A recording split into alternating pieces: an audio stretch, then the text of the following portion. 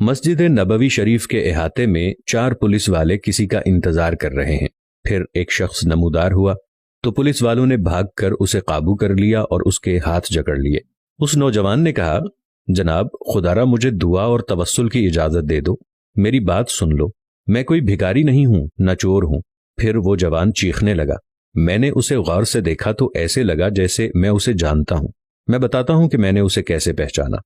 دراصل میں نے اسے کتنی ہی بار بارگاہ رسالت صلی اللہ علیہ وآلہ وسلم میں روتے ہوئے دیکھا تھا۔ یہ ایک البانوی نوجوان تھا جس کی عمر 35 یا 36 سال کے درمیان تھی۔ اس کے سنہری بال اور ہلکی سی داڑھی تھی۔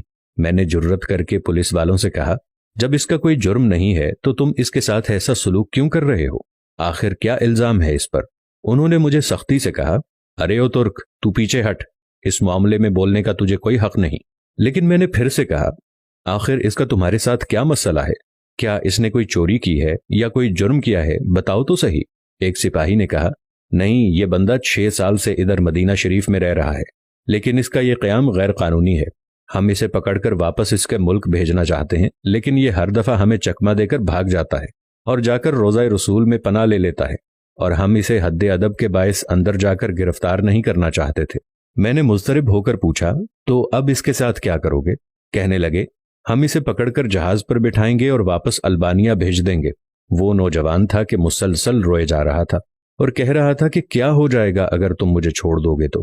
دیکھو، میں کوئی چور نہیں ہوں، میں تو کسی سے بھیک نہیں مانگتا، میں تو ادھر بس محبت رسول میں رہ رہا ہوں۔ پولیس والوں نے کہا، نہیں، ایسا جائز نہیں، تمہارا قیام غیر قانونی ہے۔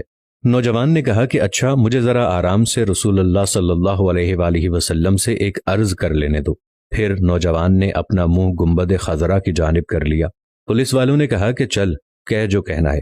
نوجوان نے محبت بھری نظروں سے گنبد خضرا کی طرف دیکھا اور جو کچھ عربی میں کہا وہ نوجوان کہہ رہا تھا، یا رسول اللہ، کیا ہمارے درمیان اتفاق نہیں ہوا تھا؟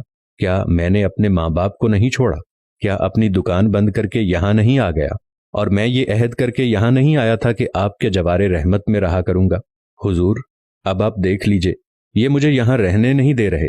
یا رسول اللہ، آپ مداخلت کیوں نہیں فرماتے؟ روتے روتے نوجوان بے حال ہونے لگا۔ اس کی ہچکی بند گئی، پورا چہرہ آنسوؤں میں ڈوب گیا۔ اس کا یہ حال دیکھ کر پولیس والے نے ذرا ڈھیل دی اور نوجوان نیچے گر گیا۔ اسی اثنا میں ایک پولیس والے نے اسے ٹھڈا مارتے ہوئے کہا، او دھوکے باز، اٹھ، ہم تمہیں ابھی ڈیپورٹ کریں گے۔ دوسرا پولیس والا آگے بڑھا، لیکن نوجوان نے کوئی رد عمل ظاہر نہ کیا۔